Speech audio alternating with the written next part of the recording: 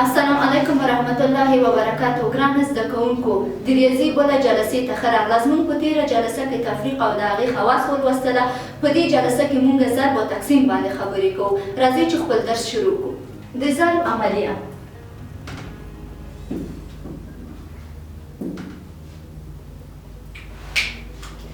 اوس راځو د ضرب تعریف ته.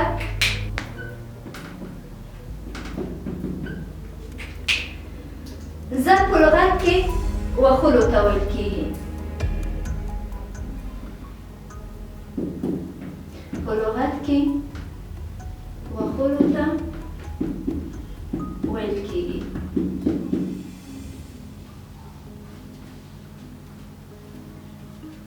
او په اصطلاح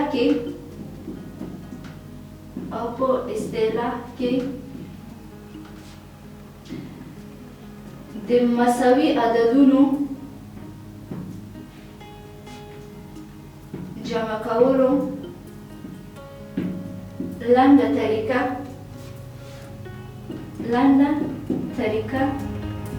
ضرب بلل کېږي. ګرانو زده کوونکو، ښځې شي تاسو د ضرب تعریف ته. د ضرب عملیې تعریف: ضرب خپله په لغت کې وښلو ته ویل کېږي او په اصطلاح کې د مساوي عددونو جمع کولو لنډه طریقه ته ضرب ویل کېږي. دا څه معنا ده ګرانو زده کوونکو؟ لکه 4 دانې 5 دانې 4 دي. 1 4 جمع 2 4 جمع 3 4 جمع 5 4. 1 2 3 4 5 یعنې 5 دانې 4 چې مونږ جمع کو څو کېږي ګرانو زده کوونکو؟ 20 کېږي. ګورئ 4 چې 4 سره جمع شي څو کېږي؟ 8. 8 چې 4 سره جمع شي همداسې 12 14 او 20 کېږي. یعنې موږ 15 دانې 4 یو بل سره جمع کړل څه 20 وشوله. اوس حساب کوو څو ده؟ 1 2 3 4 5. تاسو وکتله 15 دانې 4 ده. د 4 په ځای لیکو 15 ضرب د 4. موږ چې 15 4 سره ضرب کو څو کېږي؟ 20. نو د دې مثال په لیدلو سره موږ وایو چې د جمع د مساوي اعدادو لنډه طریقه څه شی ده؟ ضرب ده. ګرانو زده کوونکو، د ضرب علامې مختلفه دي په هر کتابونو کې. یو د ضرب علامه د ستارې په شکل، یعنې ځینې کتابو کې د ضرب علامه د ستارې په شکل باندې نیسي، په ځینو کتابو کې د ټکي په شکل باندې نیسي، د ځینې کتابو کې خپله د چلیپا په شکل باندې نیسي. دا ټول څه دي؟ د ضرب د عملي علامې دي. او بل څه دي؟ ځینې وخت قوسونه هم نیسي، لکه 2 قوس نیسو او خپله قوسونه څه دي؟ په 3 ډول. یو په دې شکل چې دې ته کوچنی قوس وایي، دوهم په دې شکل چې دې ته متوسطه قوس وایي، او دریم په دې شکل چې دې ته غټه قوس ویل کېږي. ښځې چې ګرانو زده کوونکو، دغه قوس چې دي دې قوس ته، دې ته وایي کوچنی قوس. دا پورته چې دغه بل قوس ته دې ته وایي متوسطه قوس. او ګرانو زده کوونکو، دغه قوس چې دي د غټه علامې چې ګورئ دې ته غټه قوس ویل کېږي. غټه قوس یعنې بل علاوه د دې نه چې په ځینې کتابونو کې ستوري په شکل، د ټکي په شکل، د ایکس په شکل باندې د ضرب د علامې ښودلو لپاره کارول کېږي. د قوسونو څخه هم موږ د ضرب د مفهوم اخیستی شو، نه لکه کوچنی قوس ده، متوسطه قوس ده او غټه قوس ده. اوس راځو ګرانو زده کوونکو د ضرب کولو طریقه ته. ښه تاسو مثال ته ځیر شئ. لکه ضرب هم لکه د جمع او تفریق په شان یو ستوني شکل لري او بل هم سطري شکل لري. لکه 12 ضرب د 2.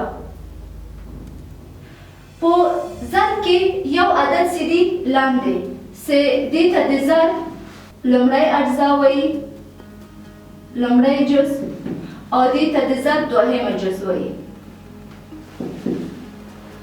دغه علامې ته چې ګورئ دې ته خط بر ویل کېږي. دغه علامه څه ده؟ دلته د ضرب علامه ده. موږ د ضرب دوهمه جز د اول جز ټولو اعدادو سره ضربو لکه اول 2 له 2 سره ضربو د چپ خانه شروع کوو ښي خواته راځو 2 سه 2 ضرب چې څو کېږي 4 2 سه 1 سره ضرب چې څو کېږي 2 دا 4 سره ووتله دا یې موږ د ضرب حاصل ده د ضرب حاصل دا ګرانه زده کوونکو دغه مثال ته تاسو ځیر شئ دا په ستوني شکل وله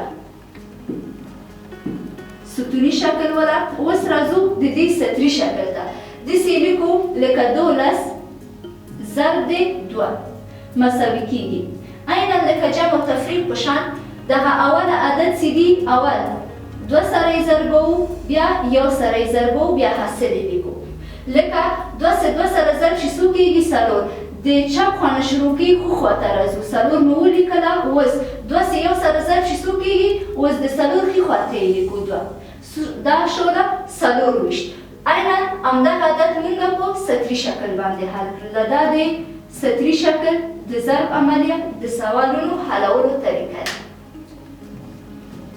دا موږ یو رقمي عدد ضرب وله اوس راځو د ضرب 2 رقمي خانې ته چې څرنګه موږ 2 رقمي عدد ولرو هغه ضرب کړو 384 ضرب د 25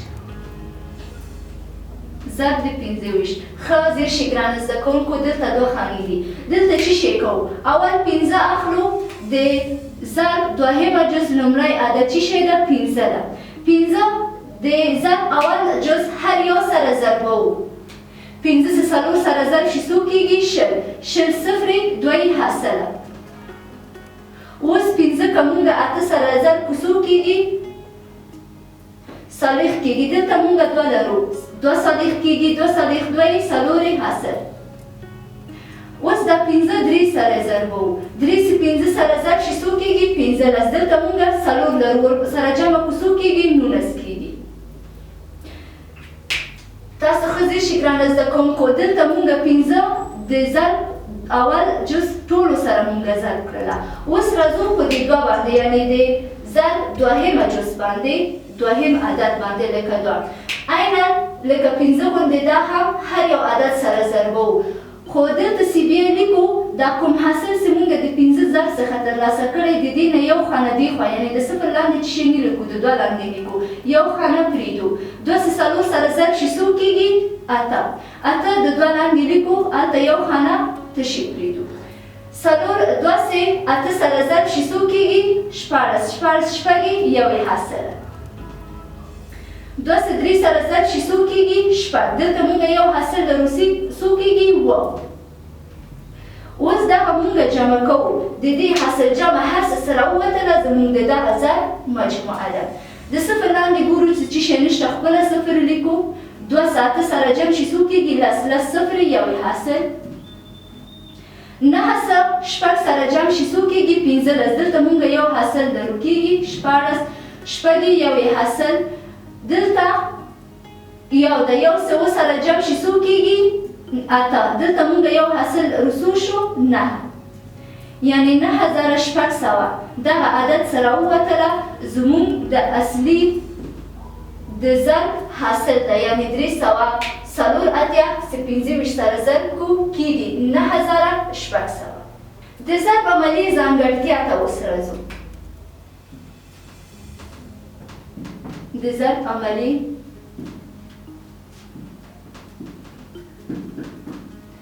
ځانګړتیا اول څه دي د تبدیلي خاصیت ده لومړی د تبدیلي خاصیت دا تبدیلي خاصیت په دې معنی که چیرې موږ د ضرب اجزا ځایونو ته بدلون ورکړو د ضرب په حاصل کې څه تغییرات نه راځي لکه A ضرب د B مساوي کېږي C ته همداسې که B ضرب د A کو بیا هم مساوي کېږي C ته راځئ ګرانه زده کوونکو اوس په عدد باندې تطبیق کوو لکه 2 ضرب د 3 مساوي کېږي 2 سه 3 سره ضرب په څو کېږي 6 اوس تبدیلي خاصیت پې تطبیق کوو 3 ضرب د 2 موږ د ضرب لومړی جز او دوهم جز ځایونه چینج کړله بیا هم مساوي کېږي 3 سه 2 سره ضرب شي څو کېږي 6. نور مونږ وایو چې د ضرب په عملیه کې تبدیلي خاصیت صرف کوي. بل سی دی اتحادي خاصیت ده. دویم سی دی اتحادي خاصیت ده. اتحادي خاصیت په څه معنا؟ که د 2 څخه مونږ 3 عدد یعنې 2 3 عدده ولرو 2 ضرب دی 3 ضرب دی 4 مساوي ده. 2 سه 3 سره ضرب په څو کېږي ګرانه زده کوونکو 6 چې څو کېږي 6. که 6 مونږ 4 سره ضرب په څو کېږي 24. دلته مونږ اتحادي خاصیت اوس تطبیق کوو. 3 ضرب د 2 ضرب د 4 بیا هم 3 سه 2 سره ضرب شي 6 کېږي 6 سه 4 سره ضرب شي 24 کېږي. همداسې که د دې ځایونو ته هر څومره مونږ تغییرات هم ورکړو یعنې اتحادي خاصیت په ضرب عملیه باندې صدق کوي. اوس راځو ګرانو زده کوونکو توضیح خاصیت ته. د ضرب توضیح خاصیت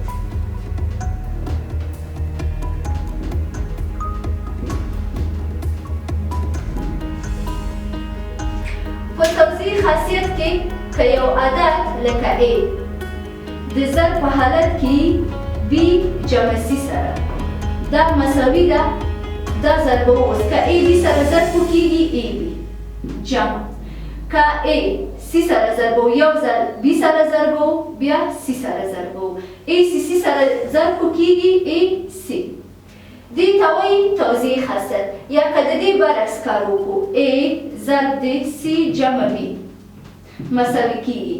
که A مونږ C سره ضرب کېږي AC جمع که A مونږ B سره ضرب کېږي AB. یعنې حاصل که دلته په مجموع کې مونږ حاصل جمع کو هماغه ABC کېږي دلته هم هماغه آخره مجموع څه ده ABC کېږي. یعنې د ضرب په هغه کې عملیه کې کومه تغییرات منځته نه راځي. دې ته وایي توضیح خاصیت.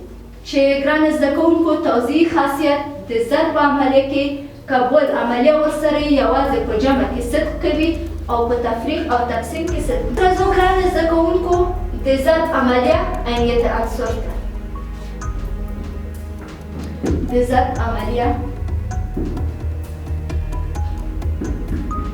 عینیت عنصر د ضرب عملیه عنصر عینیت څه ده؟ یو ده. د ضرب عملیه عینیت عنصر عبارت له یو څخه ده. دا په څه معنا؟ یعنې که هر عدد وي په ضرب عملیه باندې لکه A ضرب د یو مساوي کېږي A ته. همداسې په عددي باندې سې مونږ کار وکړو 24 ضرب د یو مساوي کېږي 24. ګرانو زده کوونکو مونږ تېر درسونو کې هم ویلی وو چې عنصر عینیت عبارت له هغه عنصر څخه ده چې هر عدد سره ضرب شي جمع شي تفریق شي حاصل بیرته هماغه خپله فاینل عدد شي. لکه تاسو دلته ګورئ مونږ دلته فاینل عدد څه شی ده؟ A ده. دلته حاصل بیرته A راووتله. مونږ دلته فاینل عدد څه شی ده؟ 24 ده. یو سره یې ضرب کړو بیرته 24 کېږي. نو مونږ وایو چې د ضرب عملیه عنصر عینیت عبارت له یو څخه ده. ګرانو زده کوونکو د ضرب په عملیه کې یو بله خاصیت شتون لري. که چیرې مونږ یو عدد لکه A ضرب د 0 کړو حاصل بیرته 0 ده. هر عدد چې 0 سره ضرب شي حاصل بیرته خپله 0 ده. که هر څومره اوږده یې لکه 24 ضرب د 0 مساوي 0 ته کېږي. لکه 24 زره 240 ضرب د 0 مساوي 0 ده. هر څومره عدد چې 0 سره ضرب کړو بیا هم هغه حاصل یې 0 ترلاسه کېږي. اوس راځو د تقسیم په عملیه باندې.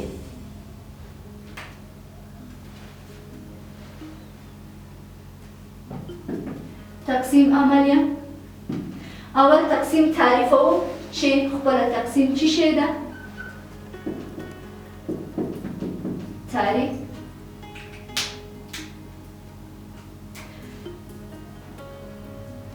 تقسیم ته تقسیم یا ویشل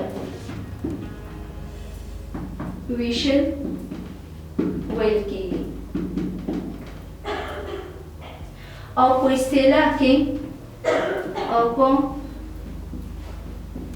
اصطلاح کې د ضرب معکوسه عملیه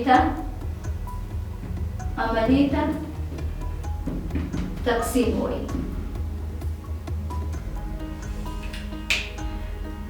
تقسیم خپل سیدی په مختلف علامې غوندې لکه د ضرب په شان ښیي مونږه. لومړی څه ده؟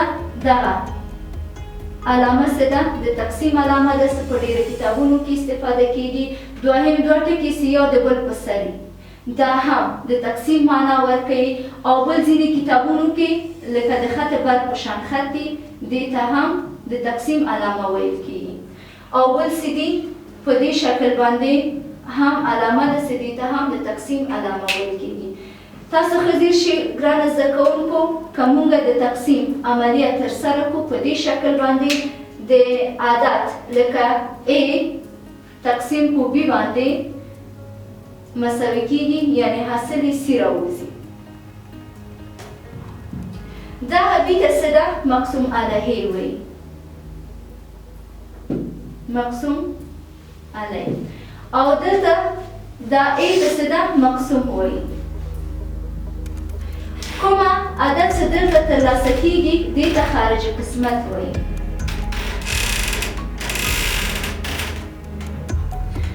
او دلته چې کوم عدد پاتې کېږي لکه چې دلته صفر پاتې شوی ده دې ته باقي مانده وایي.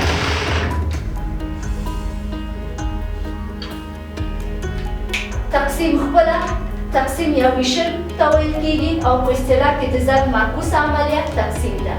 څه په دغه علامه باندې دوه ټکي سر په سر خط بر علامه په دې علامه باندې ښودل کېږي. تاسو ښه ځیر شئ ګرانو زده کوونکو، کومه عدد چې مونږه یعنې تقسیموو لکه A دې ته مقسوم وایي، خو کوم عدد باندې چې تقسیمیږي هغې ته مقسوم علیه وایي، او کومه عدد چې پاتې کېږي په آخر کې هغې ته باقي مانده وایي، او کومه حاصل چې مونږ ترلاسه کوو هغې ته خارج قسمت ویل کېږي. د تقسیم عملیه ځانګړتیا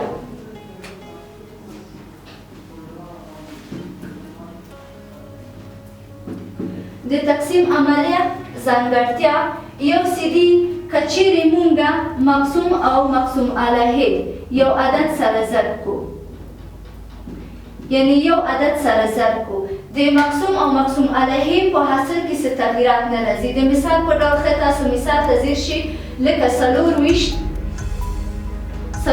چې دا مقسوم ده تقسیم پر 6 څه ده؟ مقسوم علیه ده. اوس که مونږ غواړو چې 4 باندې تقسیم کړو مونږ باید ضرب زباني زمونږ زده وي. 6 وایو 4 چې 6 سره ضرب شي څو کېږي؟ 24. اوس د 4 نه 4 راشي 0 پاتې کېږي، د 2 نه 2 راشي 0 پاتې کېږي. دغه یې مونږه عمومي تقسیم عملیه ده. خو دلته مونږ څه شی کوو؟ اخلو مقسوم او مقسوم علیه یو عدد سره ضربوو، د مثال په ډول 2 سره یې ضربوو. دلته ضرب د 2 مقسوم هم ضربوو، مقسوم علیه هم ضربوو. 24 چې 2 سره ضرب شي څو کېږي؟ ګرانه زده کوونکو 2 چې 4 سره ضرب شي کېږي 8، 2 چې 2 سره ضرب شي کېږي 4، یعنې 48 کېږي. تقسیم پر 2 چې 6 سره ضرب شي څو کېږي؟ 12. ښه ځیر شئ ګرانه زده کوونکو، دلته مونږ داسې عدد پیدا کوو چې په 48 چې دي په 12 باندې تقسیم شي. دلته هم 4 چې 2 سره ضرب شي څو کېږي؟ 8، 4 چې 1 سره ضرب شي څو کېږي؟ 4. د 8 نه 7 راشي 0 پاتې کېږي، د 4 نه 4 راشي 0 پاتې کېږي. ښه ځیر شئ ګرانه زده کوونکو، دلته مونږ 2 عدد ضرب کړله خو مونږ په خارج قسمت کې هېڅ تغییرات رانغله. دلته هم زمونږ حاصل 4 ده، دلته هم مونږ خارج قسمت 4 ده. نو مونږ ویلی شو چې د تقسیم په عملیه کې که تقسیم مقسوم او مقسوم علیه دواړه همزمانه هم مقسوم او هم مقسوم علیه یو عدد سره ضرب کړو، زمونږ د تقسیم په خارج قسمت کې کومه تغییر منځته نه راځي. د تقسیم عملیه یو بله ځانګړتیا څه ده؟ د بې نهایت په نوم یو موضوع ده، دا لولئ. بېنهایت. د تقسیم په عملیه کې بېنهایت څه شی ده؟ دا یو سمبول ده خپله بېنهایت.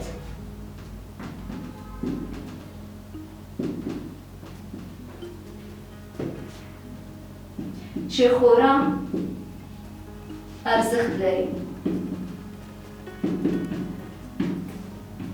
خپله بېنهایت چې دي په حقیقت کې یو سمبول ده چې دا خورا اهمیت لري. خپله بېنهایت وایو، بېنهایت دا یو سمبول دی چې خورا ارزښتونه لري او د ښودلو لپاره کارول کیږي. دا څنګه ښه تاسو ځیر شئ ګرانو زده کوونکو، لکه د بېلګې په توګه اوله بېنهایت باندې چې موږ خبرې کوو په لومړی خاصیت کې که موږ که ای وي که بي وي هر څه شی وي دا مساوي کېږي که صفر په عدد باندې تقسیم شي حاصل یې صفر ده. دا موږ د تقسیم یو ځانګړتیا هم ده چې هره عدد باندې چې صفر تقسیم شي یعنی موږ مقسوم سیدی صفر او مقسوم علیه یو عدد وي. موږ حاصل څه شی د صفر ده. دوهم د تقسیم ځانګړتیا ته راځو. که عدد صفر باندې تقسیم شي مساوي کېږي په لایتنۍ یا بېنهایت باندې. ښه ځیر شئ ګرانو زده کوونکو، موږ بېنهایت د دې لپاره ولوستله چې زموږ د تقسیم د عملې په ځانګړتیا کې راځي. خپله بېنهایت داسې دی یو سمبول دی چې خورا ارزښت لري او د ډېرو شیانو د ښودلو لپاره کارول کېږي. لکه موږ ته سوال پیدا کېږي که عدد په صفر باندې تقسیم شي د هغې حاصل څه شی ده؟ د هغې حاصل بېنهایت یا لایتنهایي ده. بل سیدي ځانګړتیا څه لرو؟ درېیمه شماره که صفر په صفر باندې تقسیم شي څو کېږي؟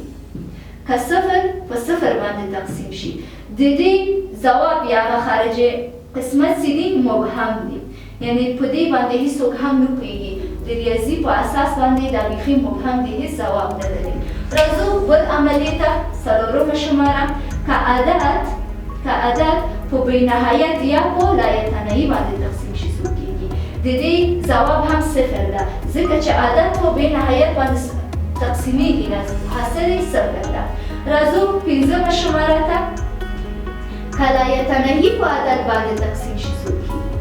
مساوي کېږي لایتنهایي ده ځکه چې د لایتنهایي سرحد موږ ته معلومه نه ده. په عدد باندې تقسیم شي خپله ځواب یا د تقسیم عملیې څه ده؟ لایتنهایي ده.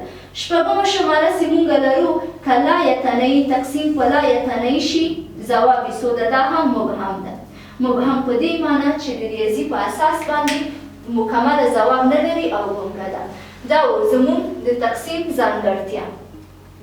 ګرانو زده کوونکو، اوس راځو د تقسیم ازموینه یا امتحان. موږ تقسیم ولوستله، د هغې ځانګړتیا موږ ولوستله. اوس څنګه پوه شو چې موږ یو تقسیم عملیه ترسره کوو؟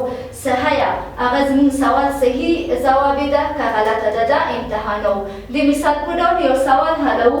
314 تقسیم د 14. موږ 314 ته تقسیموو، بیا امتحانوو چې آیا موږ د تقسیم عملیه صحیح ده که نه ده. اول چې راځو ګورو چې څو خانه ده؟ 2 ده. 2 خانه په نظر کې نیسو لکه 21.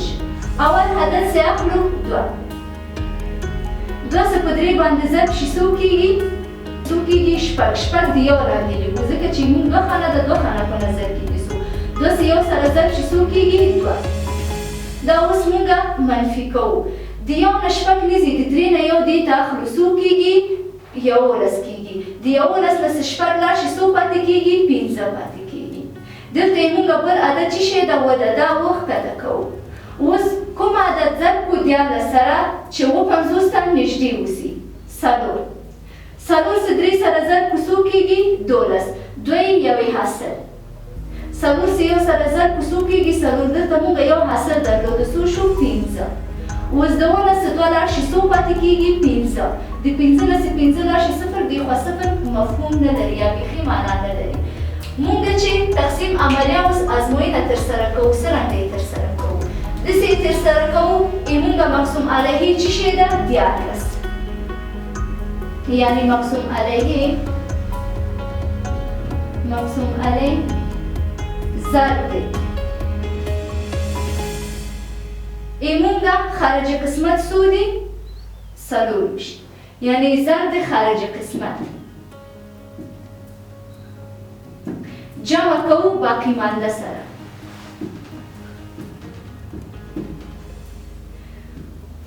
کله چې موږ دا جمع کړل باقی مانده سره دا مساوي کیږي ایمون مقسوم سره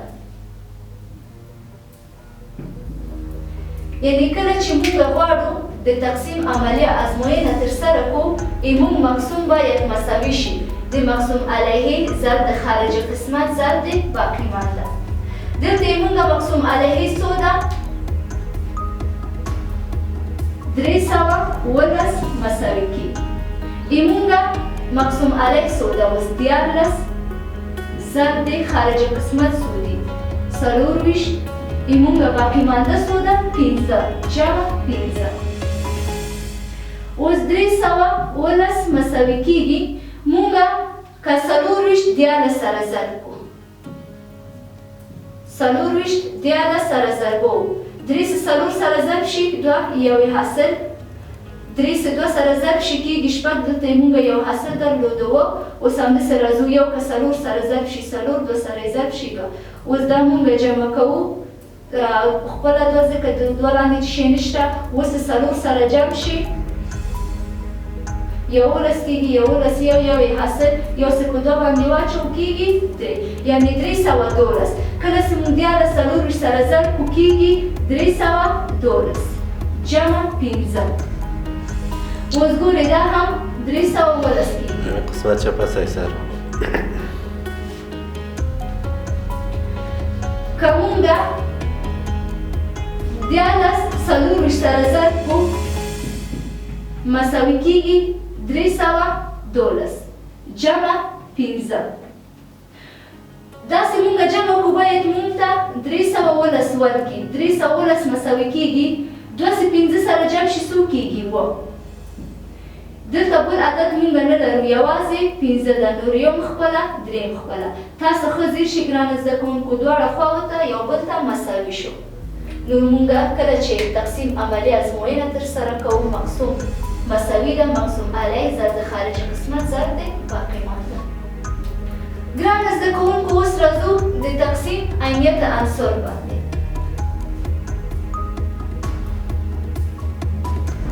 د تقسیم عینیت عنصر د تقسیم عینیت عنصر لکه د ضرب په شان عبارت له یو څخه دی د تقسیم عینیت عنصر عبارت له یو څخه دی مثال که مونږه واخلو 12 تقسیم د یو مساوي کېږي 12 ته مونږ ویلی وو چې عنصر عینیت عبارت له هغه عدد څخه ده چې کومه اصلي عدد څه ده حاصل یې بېرته هماغه ده چې مونږ دلته عدد څه شی ده 12 دي 12 په یو باندې تقسیم کړو حاصل یې بېرته 12 کېږي نو وایو چې د تقسیم عملیه عینیت عنصر عبارت له یو څخه ده